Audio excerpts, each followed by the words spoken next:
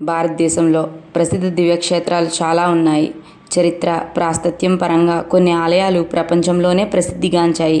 వీటిని చూసేందుకు స్థానిక రాష్ట్ర ప్రజలే కాకుండా ఇతర రాష్ట్రాల నుంచి కూడా భక్తులు వస్తుంటారు.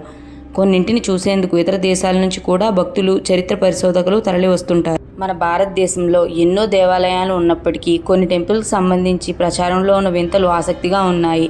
సైన్స్కి అంతుచిక్కని రహస్యాలు కొన్ని ఆలయాల్లో ఉన్నాయి. అలాంటి ఎన్నో చారిత్రక మరియు ఆధ్యాత్మిక రహస్యాలు కలిగిన దేవాలయాల గురించి ఈ వీడియోలో తెలుసుకుందాం. ముందుగా మీరు మా ఛానల్ని సబ్స్క్రైబ్ చేసుకోండి.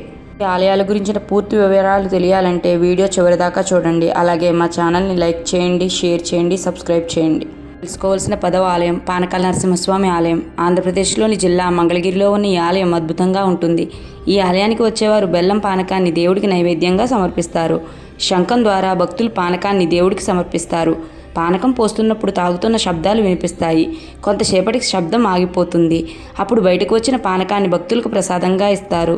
ఇంత బెల్లం పానకం పోస్తున్నా అక్కడ ఒక్క చీమ కూడా కనిపించకపోవడం విశేషమే. తెలుసుకుంటున్న ఆలయాల్లో 9వ ఆలయం నంజుడేశ్వర దేవాలయం. మైసూర్ సమీపంలోని నంజనగూడలో కపిలానది ఒడ్డున నంజుడేశ్వర దేవాలయం ఉంది. ఈ ఆలయ ప్రత్యేకత ఏంటి అంటే గుడిలోని ఓ ప్రాంతం నుండి పై కప్పుని చూస్తే గర్భగుడి పైన బిల్వపత్ర వృక్షం కనిపిస్తుంది.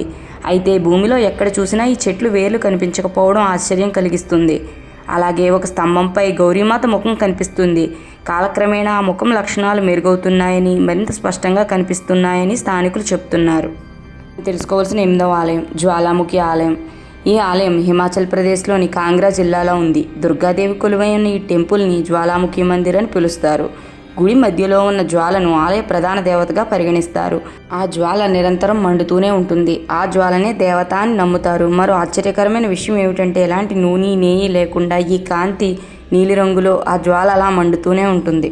తెలుసుకోవాల్సిన 7వ ఆలయం శివగంగ దేవాలయం. బెంగళూరు నుంచి 55 కిలోమీటర్ల దూరంలో ఈ ఆలయం ఉంది.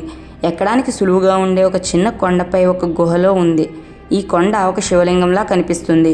దీనివల్ల ఈ ఆలయానికి పేరు వచ్చింది.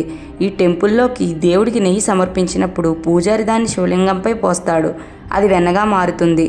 సాధారణంగా వెన్నను వేడి చేయడం ద్వారా నెయ్యిని తయారు చేస్తారు. కానీ ఇక్కడ వింతగా శివలింగానికి వెన్నను అభిషేకం చేయడం ద్వారా అది నేతిగా మారుతూ ఉంటుంది.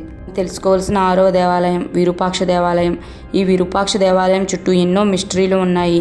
వాటిలో ఒక దాన్ని మనం ఇప్పుడు తెలుసుకుందాము. కర్ణాటకలోని హంపీలోని విరూపాక్ష దేవాలయంలో ఒక ప్రత్యేకతతో కూడిన అద్భుతమైన భవనం.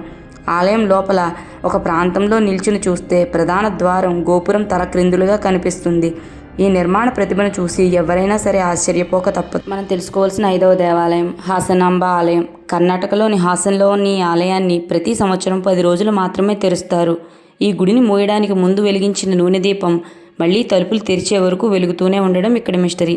అలాగే అమ్మవారికి సమర్పించిన పువ్వులు కూడా మనం సమర్పించినప్పుడు ఎంత తాజాగా ఉన్నాయో మళ్ళీ గుడి తెరిచే సమయానికి కూడా ఆ పూలు అంతే తాజాగా ఉండడం ఇక్కడ ప్రత్యేకత. మనం తెలుసుకోవాల్సిన 4వ ఆలయం శబరిమల ఆలయం. శబరిమలకు దేశం నలుమూలల నుంచి భక్తులు వస్తారు.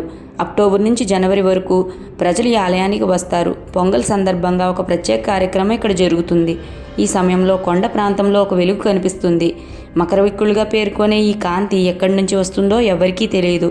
దీన్నే మన తెలుగువారు జ్యోతి దర్శనంగా చెప్తారు. కానీ అప్పటి వరకు మిస్టరీగా ఉన్న ఈ జ్యోతి దర్శనాన్ని మనుషులే వెలిగిస్తున్నారని ఈ మధ్యనే వెల్లడించారు. మనం తెలుసుకోవాల్సిన 3వ ఆలయం రామేశ్వరం ఆలయం. తమిళనాడులో ఉన్న రామేశ్వరం దేశంలోనే అతిపెద్ద పురాతన ఆలయాల్లో ఒకటి.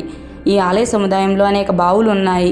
బావులు ఒకదానికొకటి దగ్గరగా ఉన్నప్పటికీ ప్రతి బావిలో నీటి ఉష్ణోగ్రత భిన్నంగా ఉంటుంది. ఇది ఎవరూ వివరించలేని రహస్యం. ఈ బావుల నీళ్లకి వైద్య గుణాలు ఉన్నాయని, ఈ నీరు అన్ని రోగాలను నయం చేస్తుందని భక్తుల నమ్మకం.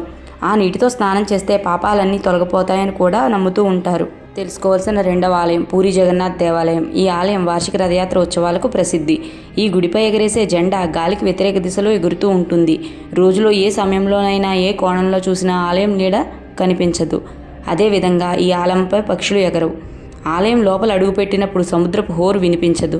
తిరిగి వెళ్లే సమయంలో వినిపిస్తుంది. మరో ఆశ్చర్యకరమైన విషయం ఏమిటంటే గుడిలో వంటగదిలో ప్రసాదాలు తయారు చేస్తారు. 7 కుండలపైన వీటిని వండుతారు. అన్నిటికన్నా పైన ఉండే 7వ కుండలోని ఆహారం ముందుగా ఉడుకుతుంది. దాన్నే దేవుడికి నైవేద్యంగా సమర్పిస్తారు. ఈ రహస్యం ఎవ్వరికీ ఎప్పటికీ అంతుబట్టని ఒక విషయం. తెలుసుకోవాల్సిన మొదటి దేవాలయం లేపాక్షి ఆలయం. ఆంధ్రప్రదేశ్లోని లేపాక్షి ఆలయంలో అనేక ఆసక్తికరమైన విశేషాలు ఉన్నాయి. గుడి ఆవరణలో మొత్తం 70 స్తంభాలున్నాయి. వీటిలో ఒక స్తంభం వేలాడుతున్నట్లు ఉంటుంది.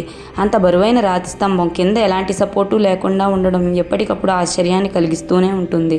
మరో రాయిపై ఉండే పాదముద్ర ఎప్పుడూ తడిగా ఉంటుంది. ఈ పాదం సీతాదేవిదని చెప్తారు. అలాగే ఇక్కడ రాతితో చెక్కబడిన భారీ నంది విగ్రహం కూడా ఉంటుంది. ఇది ఏకశిలా నంది అని చెప్తూ ఉంటారు. భారతదేశంలోనే చాలా రహస్య ఆలయాలు ఉన్నప్పటికీ మిస్టరీ వేయడానికి కొన్ని ఆలయాలను ఇప్పుడు మనం తెలుసుకున్నాం. ఇలాంటి ఎన్నో వీడియోల కోసం మా ఛానల్ని సబ్స్క్రైబ్ చేయండి. Thanks for watching.